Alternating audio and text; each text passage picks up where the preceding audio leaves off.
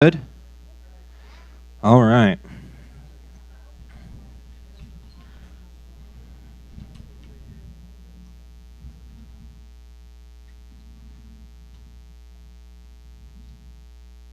All right. We ready back there?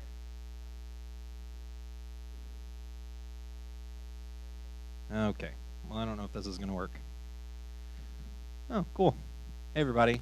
Thank you so much for being here. I know some of you came for the free food, and I'm cool with that. Uh, there's a reason you get 3 free nights, and then you have to sit in a 2-hour meeting. Okay. Like I said, you'll be out of here before 1 p.m.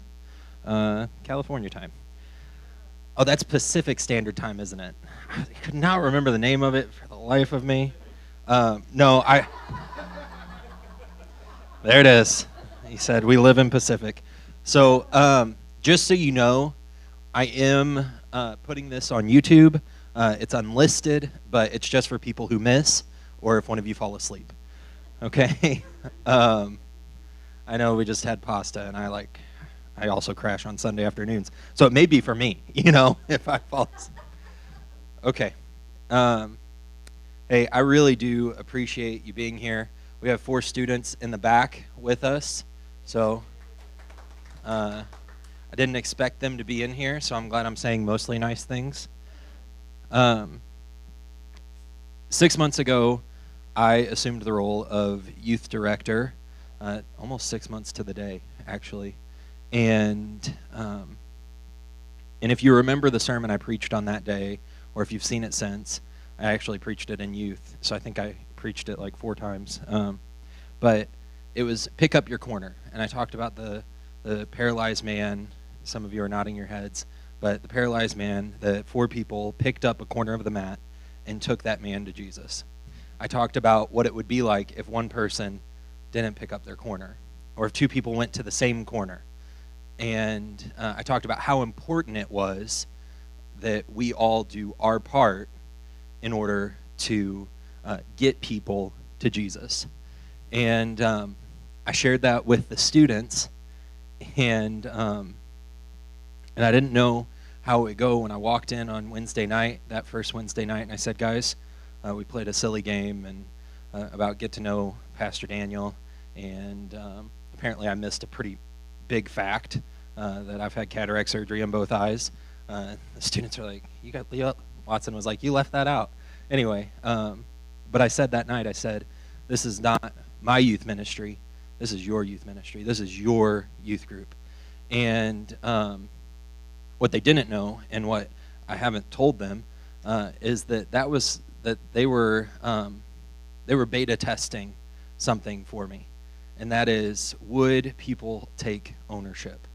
Would they step up if we offered them the opportunity? And I look around the room and I see people who have served in our church and in other churches for years, and I'm so grateful that you are here. But Wednesday night we have this was our order of service. It's very sophisticated, as you can tell. But 4 of the 6 people listed on here, meaning they were running a part of the service, were students. And it was an opportunity that I didn't come up to this area until it was time for me to preach. And then Rachel ended up leading worship. We had another student helping in worship, playing keys. And it was really cool to see that. And then this morning, as Rebecca and Aaliyah are getting Kidsmen stuff up and running, I looked around because I felt like there were some students missing today. And so I went into each of the rooms, and there were 8 students serving this morning. And 1 served 2 services. So I'm going to go ahead and say 9 students serving. And a lot of them are in the back of the room, and so they're hearing me talk about them. And there are even more. And so I'm just telling you this now. Our church is going to start to look different. Our church is going to serve more, volunteer more, and if the adults don't do it, the students will. And so I really appreciate you being here. I can't tell you how much it means to me that you're here. And I know that there are people who are going to catch this later who are also going to potentially join us as student mentors. All right. So that's a little bit about my heart behind this. This was my goal from the very beginning. I wanted to get close to the students, and I love our students. But at a certain point, I can only disciple so many. And I believe that God wants us to reach more people and reach more students for Christ. And so the only way I can do that is by you guys helping out. So thank you so much for being here. And yeah, so let's go ahead and hit that next slide. I don't think my clicker is going to work. So why you're here. And this may not be the best grammatically correct thing, because this was the slide I just put in this morning. But I wanted to offer an opportunity for a little bit of discussion, okay? I'm going to give you like 30 seconds, maybe less if I feel like you're already rambling, okay? But and everybody doesn't have to speak, but you can if you want to. But I am going to pass the mic around as well. How many of you can think of someone who invested in your life? A person outside. Who would anybody like to share about that person? 30 seconds, a minute or less. Okay. Yeah, Christy. I grew up in youth ministry, and the reason I'm here is because I still remember the impact, like their impact is still impacting me today. It was youth sponsors, Dan and Candy Quick. We had youth pastors come and go, that's normal, but they were there from beginning till end for me, and they had children at home, and now as I'm a grown adult, I realize the sacrifices they made to be at every event. I had no idea at the time. I just thought we were fun. They wanted to come hang out with us. Now I realize it was a sacrifice, and they made a huge impact. And as a teenage girl, I went through a lot, had a lot of hurts and pains. And if I can be there for a teenage girl that's going through that, then it would be a blessing to me. So Awesome. Will you hold on to that mic for just a second? And can I ask you a couple questions? Was there a moment that you think of that Dan and Candy Quick really, was there a moment that they really mentored you? Yeah, I was going through things in our home life and struggling, and they knew my parents. They knew what was going on, and just being there to love on me and let me know that I wasn't alone, and just I still remember the conversation. I remember sitting there with them and them telling me, that God's going to get me through it. Simple. It was nothing major, but just reminding me that God was with me and that he was going to get me through it. And, I still remember that conversation. So That's awesome. That's awesome. Does anybody else want to share? All right. Will you pass the mic to Ruth? I grew up in the church as a child, and my parents moved from Brooklyn to Jersey, and it was the first time that I was in an English-speaking church. And it was Pastor Hersey and his wife.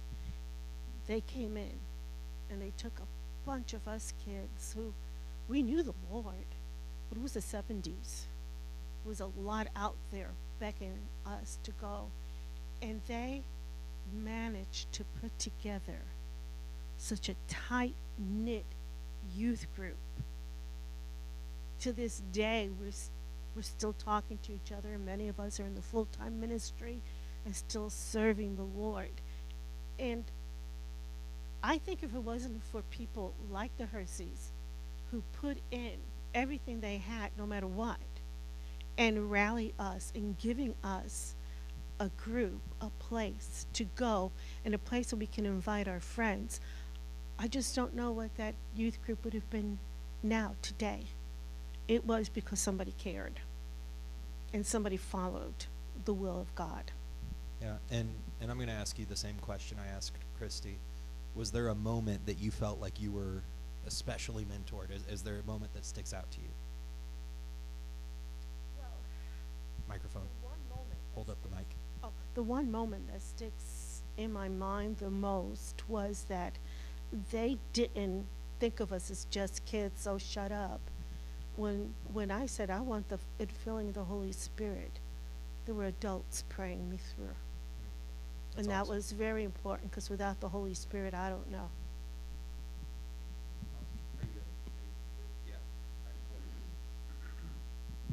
All right. Thank you so much, Christy and Ruth, for sharing, even with the threat of being cut off. I really do appreciate it. I want you to remember those stories that Christy and Ruth shared. And I had several people who mentored me as I was growing up. And it's kind of cool because I feel honored and privileged that one's sitting right here in the front row today. And so, Mr. Lane, will you come on up here? So this isn't to recognize him, this is to ask him questions, but if you wanted to clap, that would be okay. So Mr. Lane and I were on the worship team together, have been, for a long time. And for 6 years, 7 years, how long did we go to Hillsboro? Long time. We rode in the car to Hillsboro every single week. And so we would spend 30 minutes driving down and 30 minutes driving back every single week. And Mr. Lane is a fix-it-all. Mr. Lane can work on cars. Mr. Lane, he can do things like that, and he's got a great voice. And yet, I am not a Mr. Fix-it-all. Okay, put me behind a computer, I'm comfortable. Okay, if I'm behind the wheel of a car, I'm pretty good. Lift up the hood, and I am out of my element, okay? And so even though, and Mr. Lane did try to teach me how to change the oil in my car, emphasis try, not from his lack of ability to teach, but as I processed who some of my mentors were, I thought about Pastor Dan, obviously my dad. I thought about Pastor Dave, who was my youth pastor. I thought about Andy Estrella, who was my campus pastor. But one of the people who spoke into my life more than anyone else was Mr. Lane. And what's amazing, and Christy did have a moment. Ruth really didn't. And even Christy's moment, it wasn't something they specifically said. It was about the life they lived and that they were there in a tough time. And I was trying to think about an inspirational moment that Mr. Lane said something that really spoke to me. And sorry, I brought you up here. Now I'm just talking a lot. It's like our car rides. That's why they meant so much. Yeah, and that's exactly it. It wasn't what Mr. Lane said. It was how he lived and that he listened. And so, Mr. Lane, on those car rides where I slept some and we talked more, what were you thinking? I'm mentoring this kid. Was that a thought of yours? Not really. Yeah. I mean, it's just.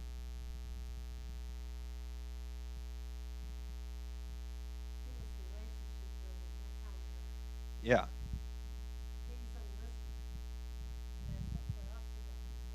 Yeah. Yeah. Yeah.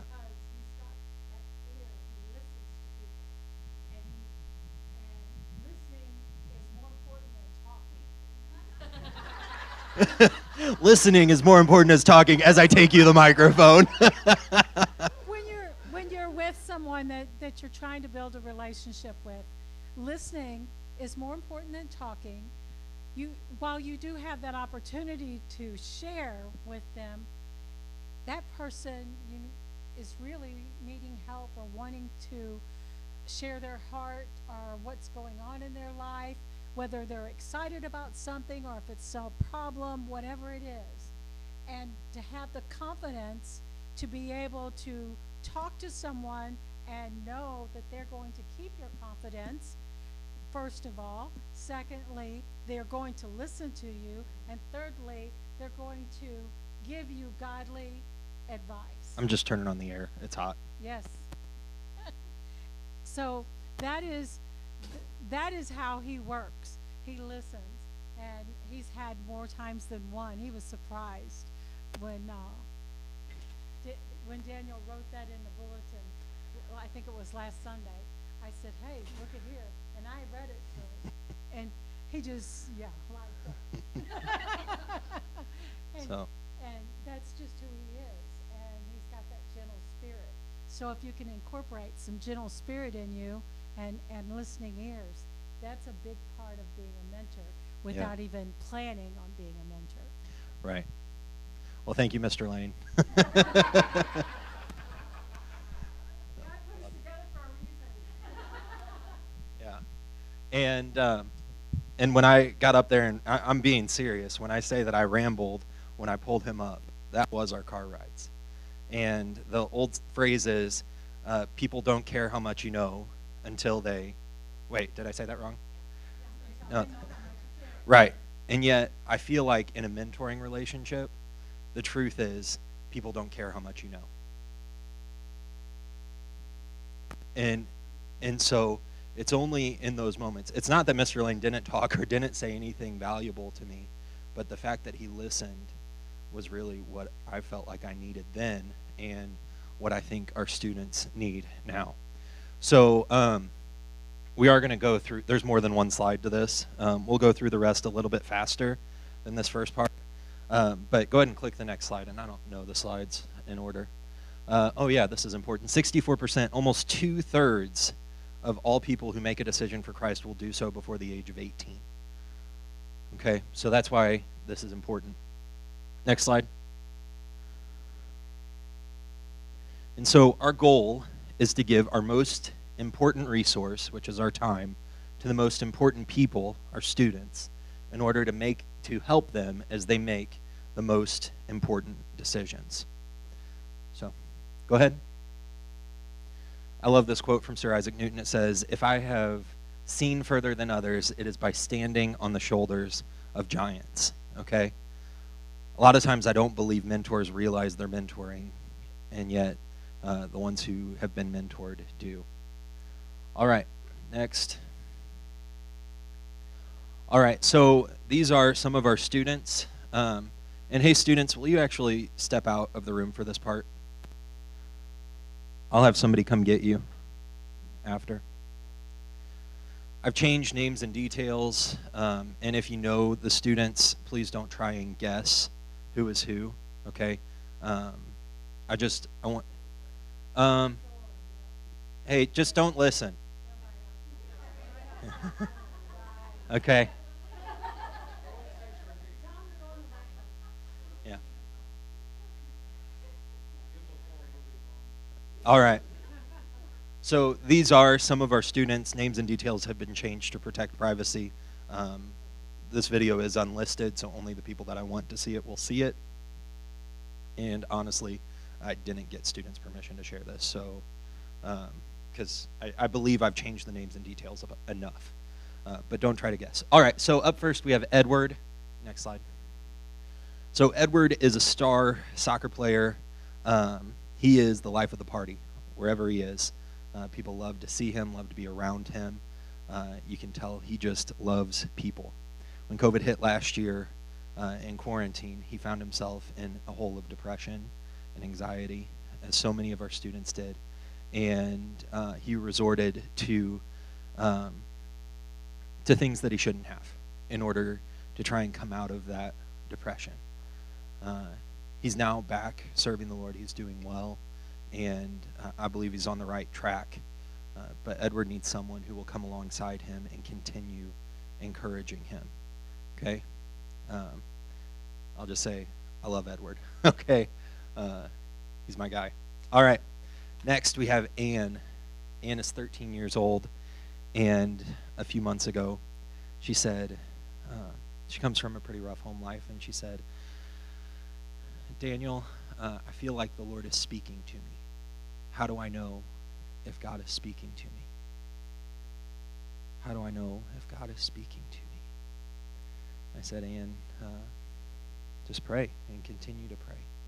But Anne needs a lady to come alongside her and understand the voice of God. She needs a godly woman in her life to continue to speak life to her. Okay. Up next is James. Yes, these are all British monarchs. James is a lot of fun. He's a cool guy. At camp this year, he was called into ministry. And he came up to me at one point and he said, Daniel, I don't know why I've been away from this for 3 years, meaning I don't know why I've not sought after God for the last 3 years, but I'm back. I'm ready to serve the Lord. James needs somebody who will continue to spur him on. This next student, the name was not changed. She does not go to our church. Her name's Lindsay. And this is maybe more the goal for this ministry than one of our students, but just want to be clear, this is not one of our students, okay? Lindsay was in a group with Julie. Julie was her mentor, not Julie Goss. This is a different church, remember? Okay.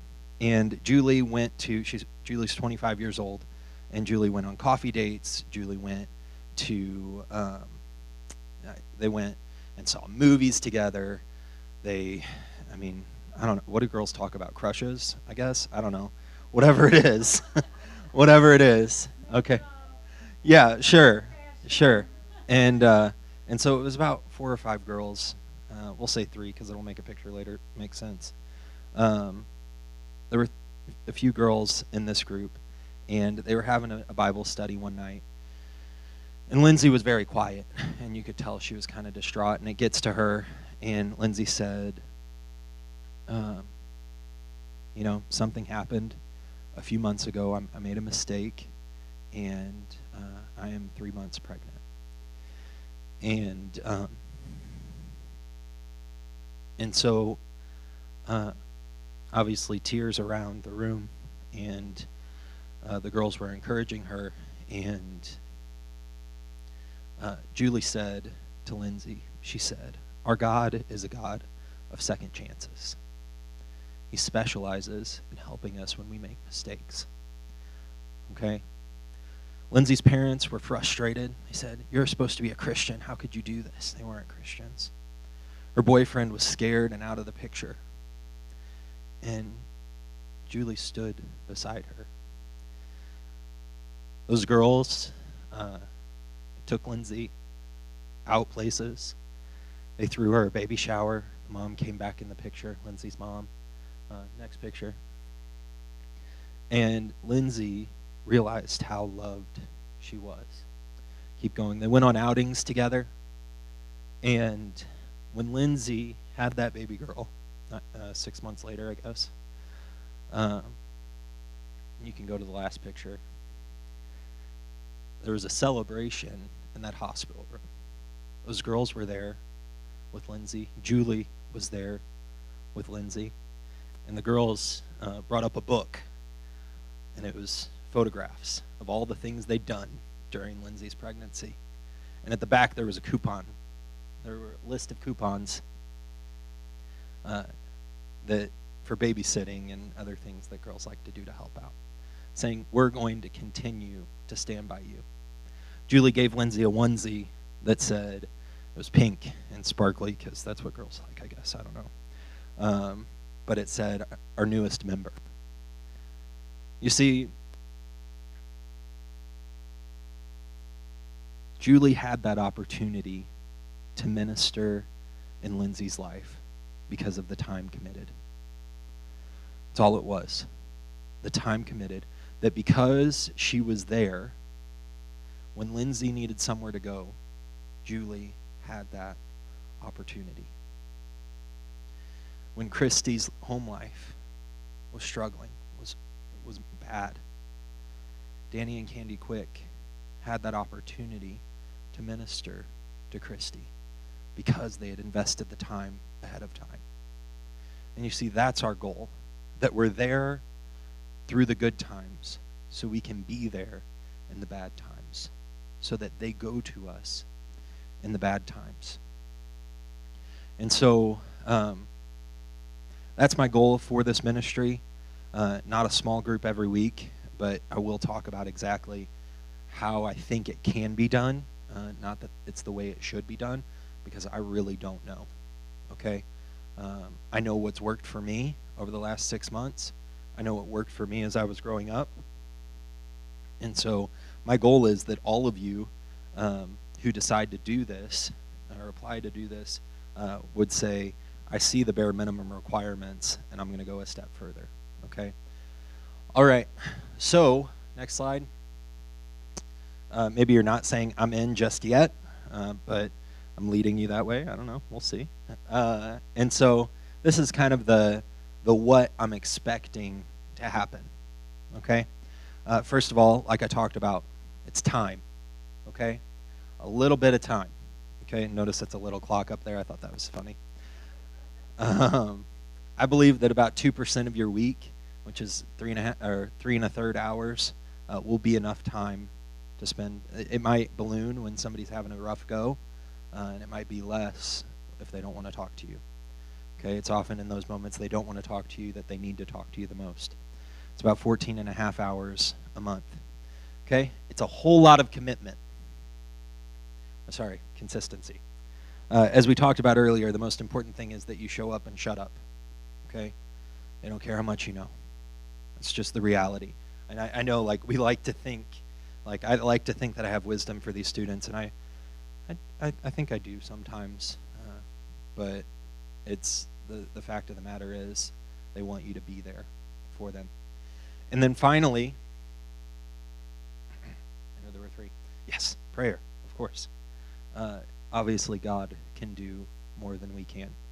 And so that was kind of the brief overview of what I'm expecting. I want to dive deeper into what it means, especially time-wise, because, as I said, that is our most important resource, is our time. Like, it's our time. That's what we have to give.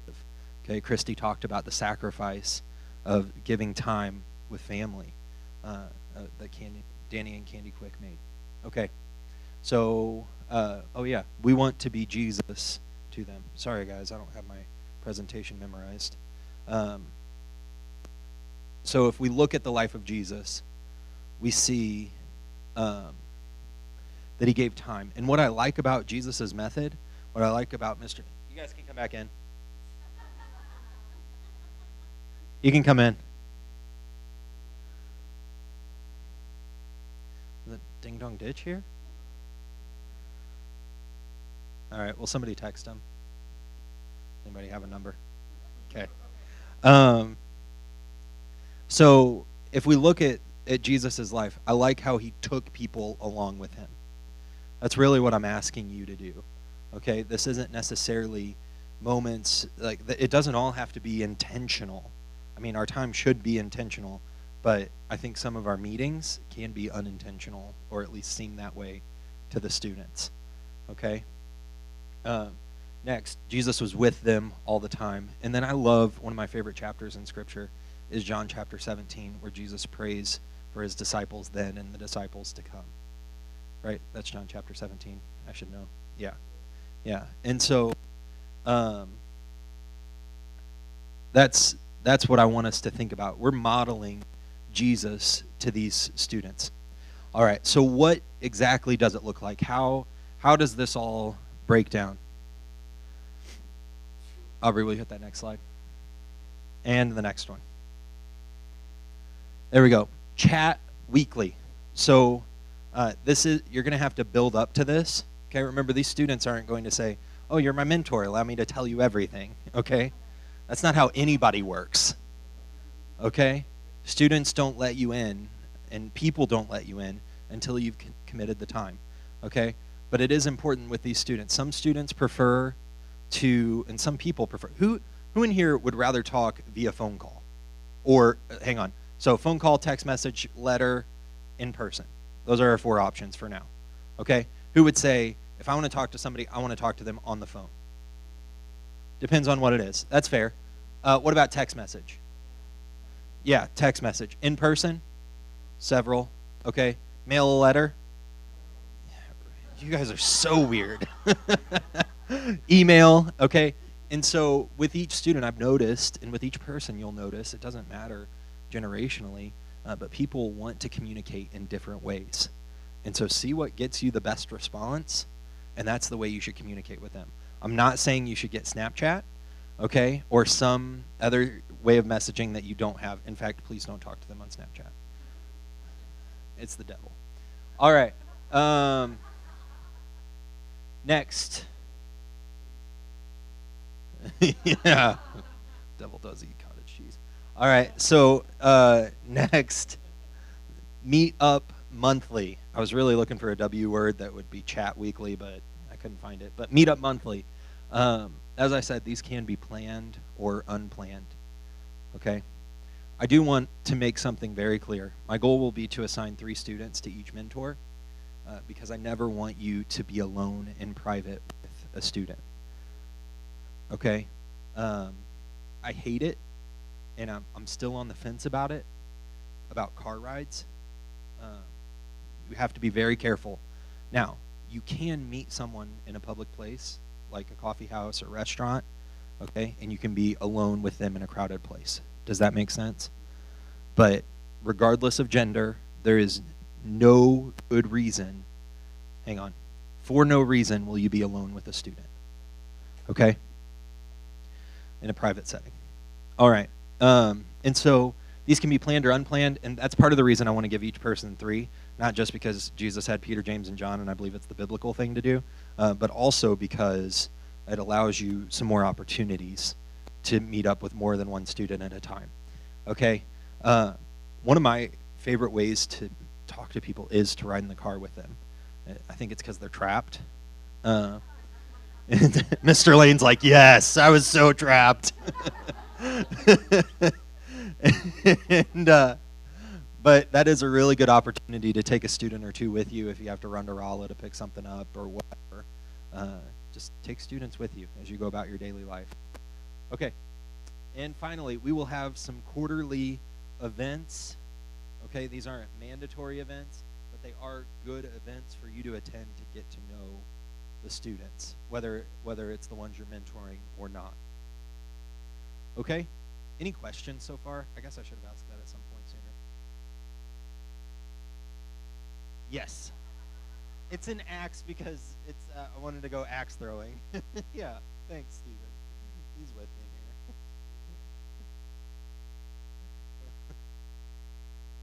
here. All right. Next slide. Yes. Sorry. Oh, multiple questions.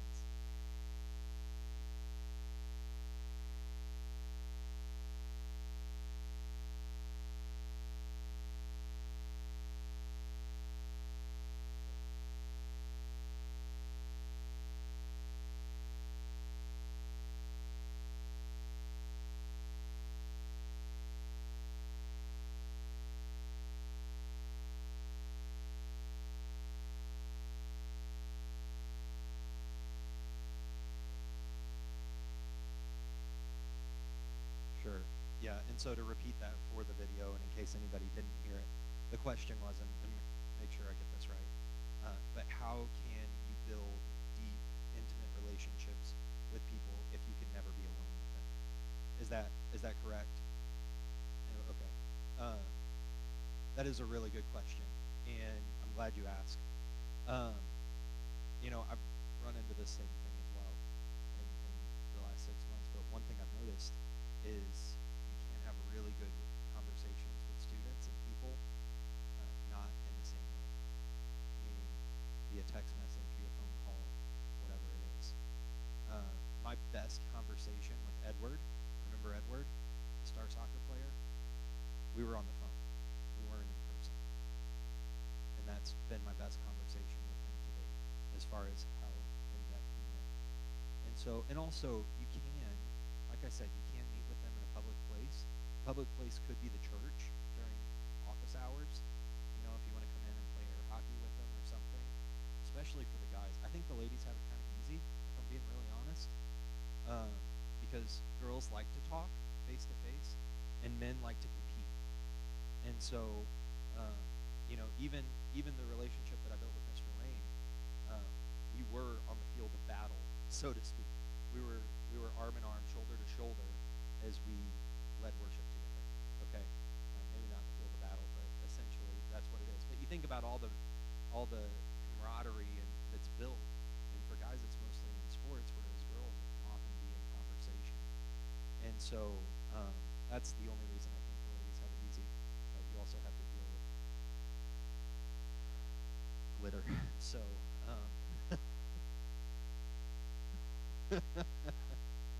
so I know. And so does that help? Does that help? Okay.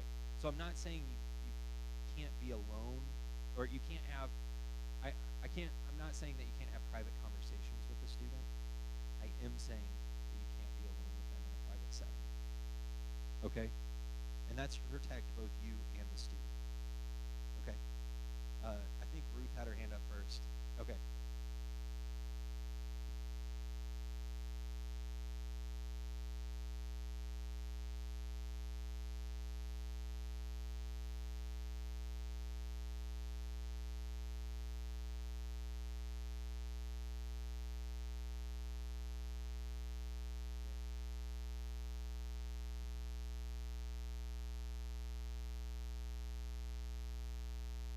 Yeah, so and so let me repeat that question and for the video again and make sure I get it right. Can you have the students into your home as long as there are multiple? Is that the question? Absolutely. Okay. Just be careful with arrival and departure times, so that that's the only thing. And I mean, there will be moments that you end up, something happens, and it's a flat tire or something like that. You can always call somebody and put it on speakerphone. Okay, if it needs to be me or another mentor, whatever it is, we really do want to protect the students because they're go outside, whatever it is, be visible. Okay, there were far too many people who were part of the Me Too movement who had the church Me Too hashtag, meaning they were saying that someone in the church committed a crime against them. So I want to be careful. Did you have a question? Oh, okay.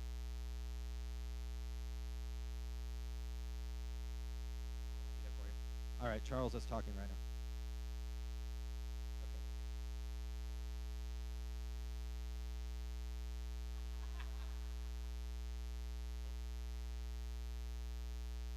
Okay. So as far as the group atmospheres, I mean, that's really where when you get 3 or more people together, you're really breaking down the barriers there, and then that's where the students can really start opening up and start reaching out to you, not necessarily you reaching out to them. Because once they trust you and showing that you're going to be there and care, that's when they start wanting to get contact with you. That's good. Thanks, Charles. All right. Angela, you had a question?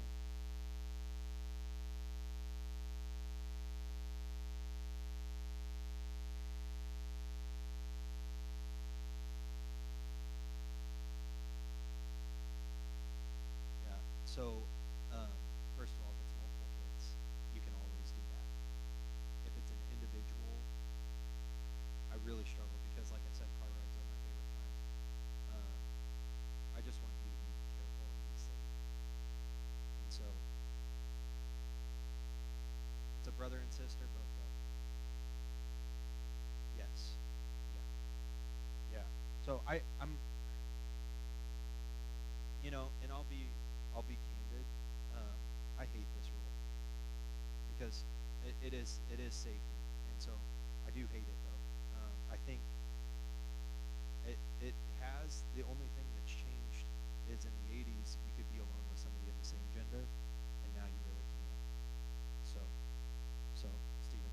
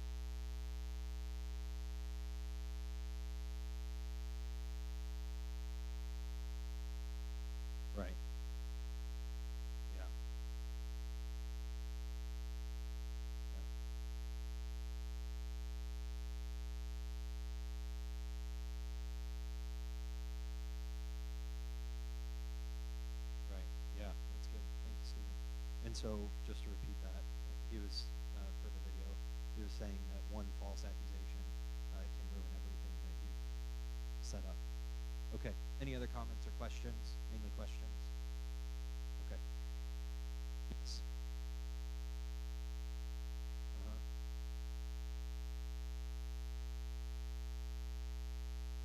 Yeah. Yeah. Yeah, the students will, and people will generally give you information when they want to, and not before they want to. So, yeah. Okay. All right, Daniel, I'm fit to be tied. Anything else I should know? In this, we've already covered, but I just want to reiterate. Go ahead, go to the next slide. Okay, safety for no reason should you be alone with the student. We really discussed that in great detail and what that means. If you have questions, you're welcome to talk to me after or right now. That's fine too. Next slide. Reporting. If you are close enough to a student, there is a possibility, or maybe even a probability, that you will find out things.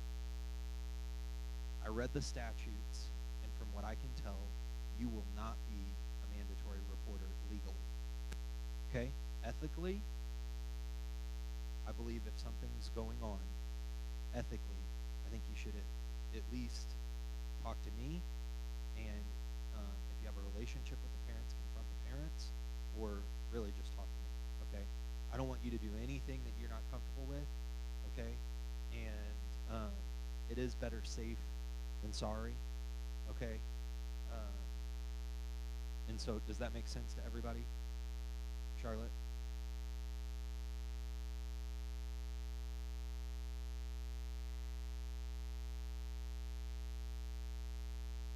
Yes, and I really, that's only if you have a close relationship. I would avoid that. And also, mandatory reporting doesn't mean the kids are getting taken away.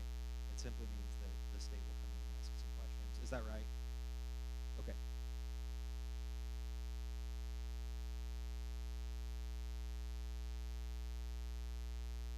Yeah.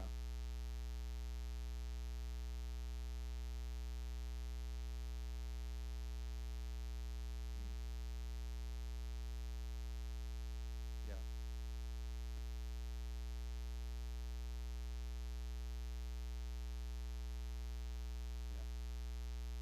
Yeah. And that and so for the video, she said to take notes on your conversations, and so with that, it is important to take notes not just on bad things but on good things. Make sure you know their friends' names.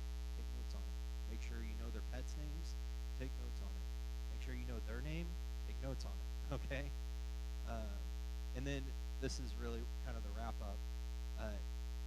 The commitment that I'm asking for, and I'm really not asking for it today. I'm not even giving out an application today because I really want you to pray about it, and also because I forgot to make one. But mostly because I want you to pray about it. Okay. But your commitment is for 1 year. We're at about the beginning of the school year, so it will be for 1 year. But I believe that hopefully you will build a relationship with at least one student that will last the rest of your lifetime. Okay? My prayer is that when a student is seeking, if they've walked away or if they haven't, and they're 23 years old, they remember how close they were to their mentor when they were 14, 15. Okay? My goal is that every student will walk out of the youth ministry with 6 to 10 mentors, and that they've connected with at least 2 to 3. That's my goal. Okay, we're a little light on the fellas, so we'll see how that works. We're pretty evenly split, I think. I'll have to look at the roles. And so your commitment is for 1 year. Okay, that's the communicating weekly, the meet up monthly, and the events quarterly. I'm asking for 1 year right now. Okay, and then from there we'll decide again. I just don't want it to be an indefinite commitment as far as how long you have to do that. But understand that if you build a relationship with the student, you can't help but do that for the rest of your life. Okay? So, if you need to step down during that year, because I know stuff happens, life happens, and maybe you're just not clicking with your student, whatever it is, your students, whatever it is. Talk to me first. Let's just talk about it. And I'm not gonna, if you need to get out, I'm not gonna try to convince you to stay.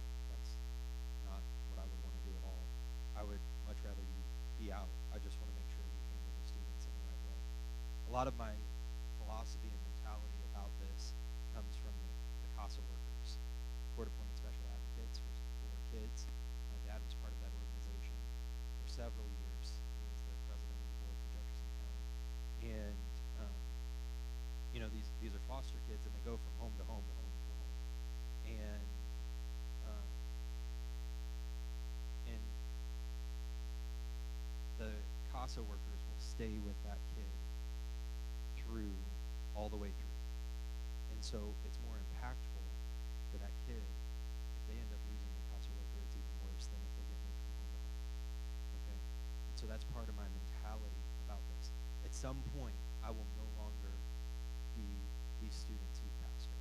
Whether I leave or whatever, okay? I don't plan on it. I don't see it. But whatever happens, at some point, because they graduate, I will no longer be their youth pastor. And yet, they will still have mentors. Okay? When they're 19, 20, they're no longer in here on Wednesdays, they will still have mentors. When they're 25 and thinking about marriage, they'll still have mentors. Okay? When they're 28, got kids, okay? And their toddler has an ear infection and they didn't know it, okay? They'll still have mentors. Okay? When they lose a loved one, they'll still have mentors. Okay? And sure, I want them to know they can always call me. But if our church grows the way that I believe it will grow in the next year, we're probably looking at way more students than I can possibly mentor. And that's where you guys come in. All right? Is that my last slide? Oh, no, I got one more. One more slide. There it is. All right, sign up on the application. I don't have. No, I want to reiterate. Don't do this because you feel obligated. Okay? Don't do this because you feel guilted into it, even though it's what Jesus would do. Don't do this because you feel like it's the right thing to do. Do this because you feel like this is how the Lord is leading you. And don't decide this today. Unless you've already spent a good amount of time in prayer, I would love for you to take some time to pray. Okay? I won't ask for a decision for another 10 minutes. Okay? I won't ask for a decision really anytime soon. But we will. I'm looking to have an event for mentors and students where you'll meet. I'll try and group you up in September. I just don't have it on the calendar yet. Okay? I had a couple questions. Yeah, can you put our goal slide back up? I think it's the fourth slide. This is such a good presentation. Thank you. The TV is nice. Let's give it up for Charles. He put that up there. And there it is. Our goal. Give our most important resource to the most important people in order to help them as they make the most important decisions. Good. And somebody else had a question. Who gets who? Yeah. I needed to know who my mentors would be before I made that decision with the Lord, with the Lord's help. That's really all I have. I don't know. If there are natural relationships already formed, you will mentor that student. Okay? Does that make sense? Unless you feel like it would be better for them to connect to another mentor. So, yeah.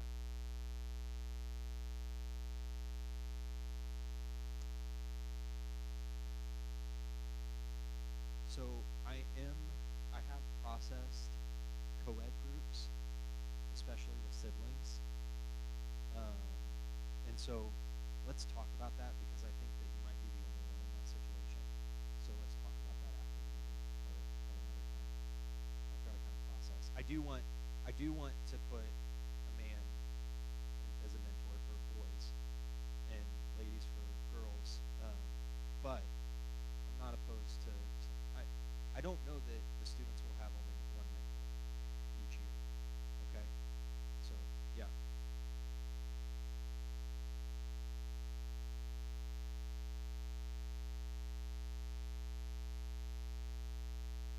It's true. Right. Yeah. It is true that sometimes the relationships will happen.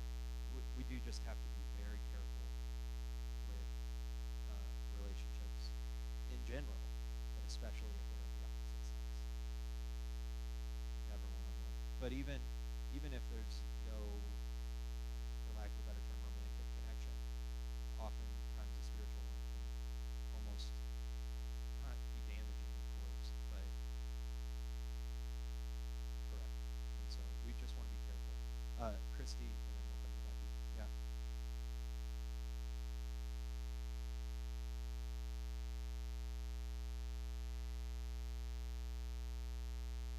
Sure. So I don't believe that I'll have any events that are specifically mentor events, but there will be events that I would encourage mentors to show up to. And if you can, and my goal will be to have one a month, and if you can make it to one a quarter, that would be ideal. Okay? Right. Yeah. Like, oh, what are we doing? So, yeah. And I know that's why I want to make sure. My goal will be to help you guys win. Okay? I've gone through some different scenarios, and Becky will get your question in just a minute. But I kind of wanted to hear from you, and this may be something that we figure out once we're into it. I don't know. But I do want to support you in any way I can. So if you need resources, I'd love to help you with that.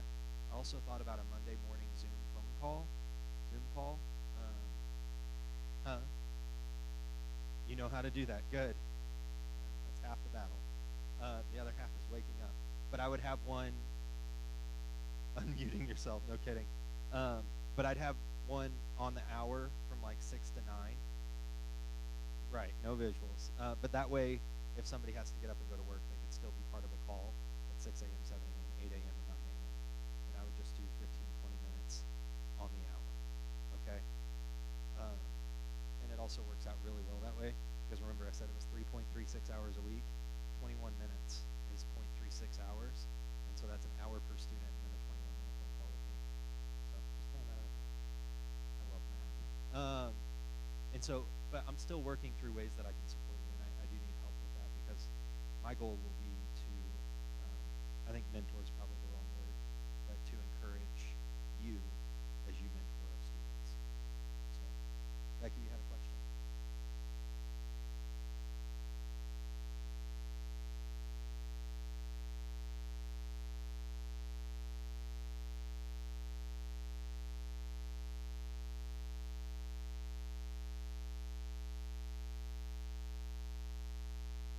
Yeah, so I don't know. Put it just bluntly, it will kind of depend on the parents. I will say, I mean, you know of everyone in the room at least, and so our parents either right, right, and with those students, what I've generally noticed is their parents wouldn't care if someone was coming to pick them up, and so. Yeah. Yeah, and so I do think part of it will be opening with the events, and so then Olivia is the one who's saying, "Hey, so and so's coming to pick me up. That's who I met at the event. You've already heard this person's name because they got hit with a whipped cream pie or something. I don't know. Yeah, come to the events, guys. All right."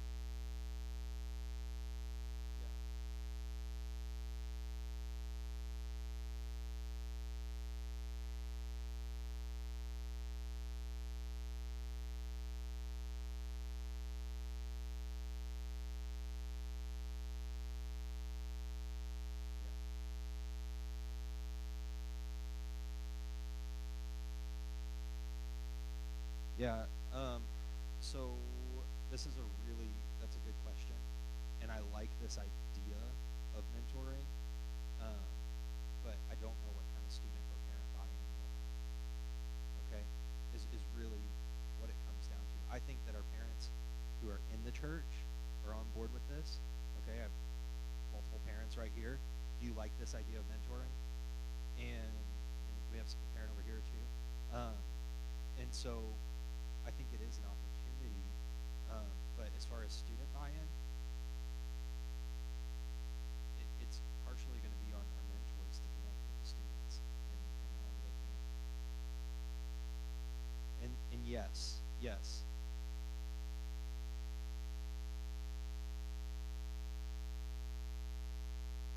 they've been vetted. Yeah, and we will have background checks on all of you. So let me know if something's going to pop up. Okay. So that'll be part of the application process. Okay, I do want to end the video. Oh, obviously we can still have questions. Hey, girls, do you know how to end the video? It kind of works. On the YouTube screen, just hit end